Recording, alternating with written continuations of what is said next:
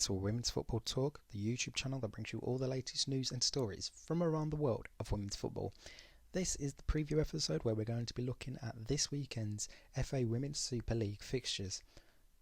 On Saturday, the round gets underway with Aston Villa playing Manchester United at 12:30 at the Banksy Stadium in Warsaw.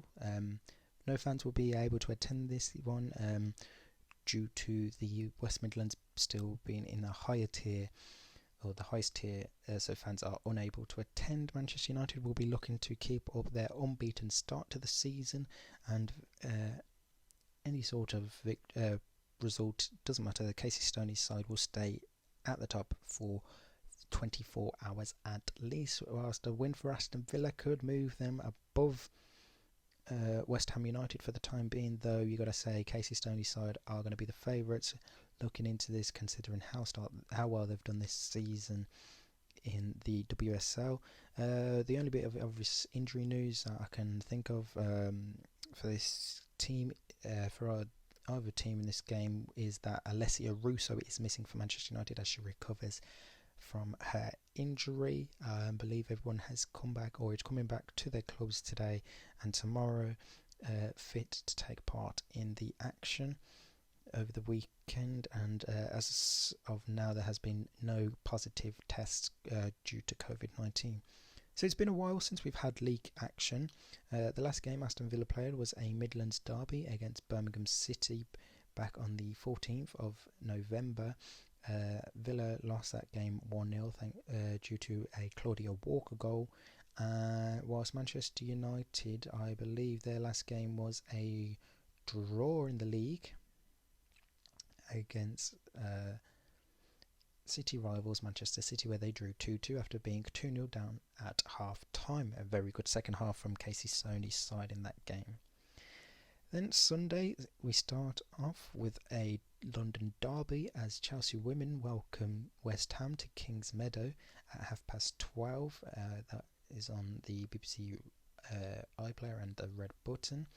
Chelsea will be looking to continue their good start to the season of a victory, and obviously United lose, they could leapfrog United to the top of the table for a while, bearing in mind they do have a game in hand over United due to the game against Aston Villa a few weeks back being postponed due to a positive test within the Villa team. West Ham will be playing their first game without Matt Beard in charge, as he got left West Ham just after the last set of Continental Cup fixtures, just prior to this international break that we're just coming back off. I think that's going to be an easy Chelsea win there, but don't write off West Ham. Next we have Reading playing against Bristol City at 2 o'clock. This game's available on the FA player.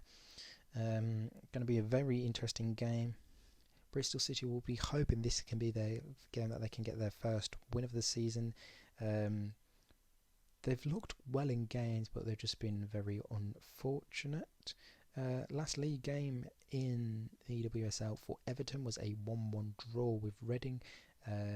Simone McGill scored for Everton, whilst Natasha Harding scored a phenomenal goal for the Royals. And Bristol City's last game in the WSL was a 2-2 draw with fellow strugglers Tottenham, and a late Ebony Salmon stoppage time gave Bristol City a point heading into this game. I think it's going to be a very tough game again for Bristol City, but I think they can possibly get a point, if not all three. Next up sees Tottenham Hotspur play Brighton and Hove Albion at the Hive Stadium. Again, this game's on the FA player at 2 o'clock. Looking into this game, you've got to say Brighton are going to be the favourites, though it would be interesting to see how Spurs line up with their new manager after they sacked the duo head coach just before the international break. A reminder that it was Karen Hills and Juan Amoros that were relieved of their duties, and England's Rihanna Skinner was appointed as their replacement. Can this be the turning point for Spurs, or will Brighton pile on more misery for an already bad season for Spurs? Next up, we have Arsenal taking on Birmingham City at Meadow Park again on the FA Player. Arsenal, one guarantee absentee from this game will be Leo Volti, who went off in their Switzerland international game on Tuesday night due to a concussion, and the rules state that they have to miss 6 days due to concussion protocol, so they'll be out.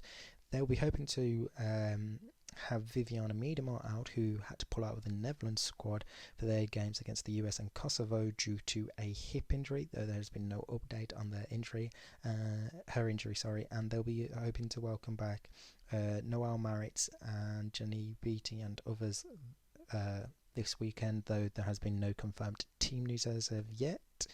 As far as I'm aware, there's no big injury concerns coming into this game for Birmingham City or any COVID results that are bad. As we just mentioned, Birmingham won their last game 1-0 against Aston Villa, whilst Arsenal could only draw 1-1 with Chelsea. A late own goal by Lottie Wubben-Moy gave Chelsea a point in that game. And the final game of this weekend sees Everton take on Manchester City at 2:30, again live on the FA Player, and this time on BT Sport 2. Both teams have had a really good season, sitting in 4th and 5th place.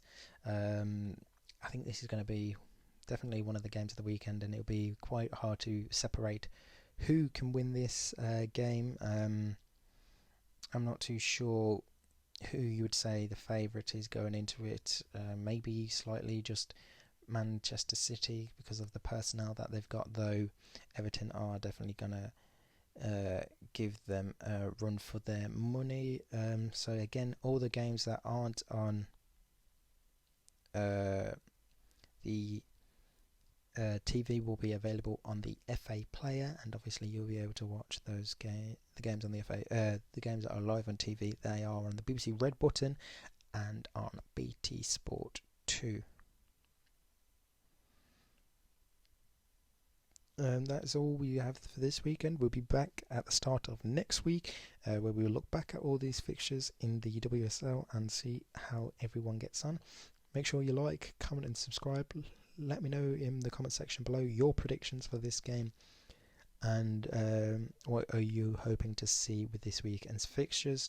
Don't forget to head over to our Twitter page and give us a follow, where we'll be live tweeting one of the games and all other good stuff regarding women's football. So until next week, we hope you enjoy, and we'll see you soon.